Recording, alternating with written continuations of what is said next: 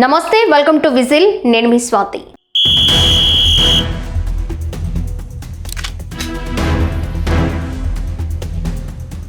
శత్రువులు ఎక్కడో లేరురా అనే రావు రమేష్ చెప్పిన డైలాగ్ మంత్రి అచ్చెన్నాయుడుకు సరిగ్గా సరిపోతుంది. కూటమి ప్రభుత్వానికి వైసీపీ నేతల కంటే అచ్చెన్న చేసే కామెంట్ల నుంచే ఎక్కువ తలనొప్పులొస్తున్నాయి.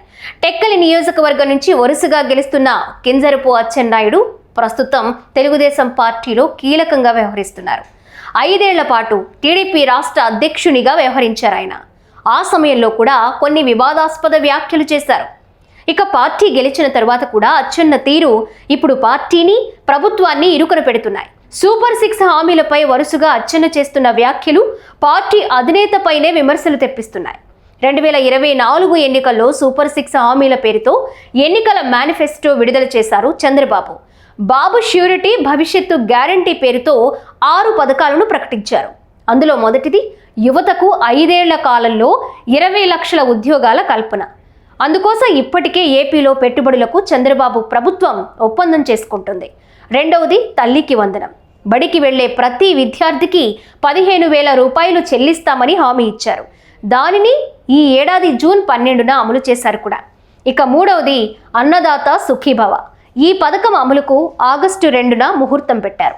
4వ హామీ కింద ప్రతి ఇంటికి ఉచితంగా ఏడాదికి 3 గ్యాస్ సిలిండర్లు ఇస్తామని హామీ ఇచ్చారు. దీపం 2 పథకం కింద అమలు చేస్తున్నారు. 5వ హామీ కింద మహిళలకు ఆర్టీసీ బస్సుల్లో ఉచితంగా ప్రయాణం హామీ ఇచ్చారు.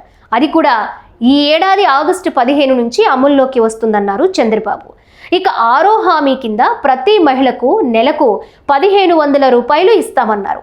ఆ పథకాన్ని P4కు లింక్ చేస్తున్నట్లు ఇప్పటికే చంద్రబాబు ప్రకటించారు కూడా. సామాజిక పింఛన్ల పెంపు సహా ఎన్నో హామీలు అమలు చేశామనేది కూటమి సర్కార్ మాట. అయితే ఇటీవల మంత్రి అచ్చెన్నాయుడు వరుసగా వివాదాస్పద వ్యాఖ్యలు చేస్తున్నారు. కూటమి సర్కార్ పాలన ఏడాది గడిచిన సందర్భంగా తొలి అడుగు పేరుతో టీడీపీ నేతలు గడప గడపకు వెళ్తున్నారు. ఏడాదిలో ప్రభుత్వం చేపట్టిన కార్యక్రమాలు, అమలు చేస్తున్న సంక్షేమ పథకాలను కూడా వివరిస్తున్నారు. ఈ సభలకు సామాన్య కార్యకర్త మొదలు మంత్రులు కూడా హాజరవ్వాలనేది చంద్రబాబు ఆదేశం. దీంతో మంత్రులు కూడా తమ నియోజకవర్గాలలో విస్తృతంగా పర్యటిస్తున్నారు. శ్రీకాకుళం జిల్లాలో టెక్కలి నియోజకవర్గంలో కూడా మంత్రి అచ్చెన్నాయుడు తొలి అడుగు కార్యక్రమంలో పాల్గొన్నారు. ఈ సభలో సూపర్ 6 హామీల అమలు గురించి ప్రస్తావించారు. మహిళలకు నెలకు 1,500 రూపాయలు ఇవ్వాలంటే రాష్ట్రాన్ని అమ్మాలి, అది ఎలాగా అని ఆలోచిస్తున్నాం అంటూ వివాదాస్పద వ్యాఖ్యలు చేశారు. దీనిపై ప్రతిపక్షాలు విమర్శల వర్షం కురిపించాయి. రాష్ట్రాన్ని చంద్రబాబు అమ్మకానికి పెట్టారని, చేతగాని ప్రభుత్వం అంటూ ఘాటు వ్యాఖ్యలు చేశారు. ఇక తాజాగా మరోసారి అచ్చెన్న చేసిన వ్యాఖ్యలు కూటమి సర్కారుకు పెద్ద తలనొప్పిగా మారాయి. ఆగస్టు 15 నుంచి ఏపీలో మహిళలకు ఆర్టీసీలో ఉచితంగా ప్రయాణం అందుబాటులోకి వస్తుందని చంద్రబాబు ఇప్పటికే ప్రకటించారు. ఏడాది పాటు కర్ణాటక, తెలంగాణ, ఢిల్లీలో పర్యటించిన మంత్రుల బృందం పథకం అమలులో లోటుపాట్లను గుర్తించి ఎలాంటి ఇబ్బందులు లేకుండా అమలు చేసేందుకు కార్యాచరణ రూపొందించింది. ఇక ఆర్టీసీలో ఉచిత ప్రయాణం జిల్లా వరకు మాత్రమే పరిమితమని చంద్రబాబు స్వయంగా ప్రకటించారు. ఉమ్మడి జిల్లా పరిధిలో అమలు చేయాలా లేక కొత్త జిల్లా పరిధి వరకేనా అనే విషయంపై ప్రస్తుతం జోరుగా చర్చ నడుస్తోంది.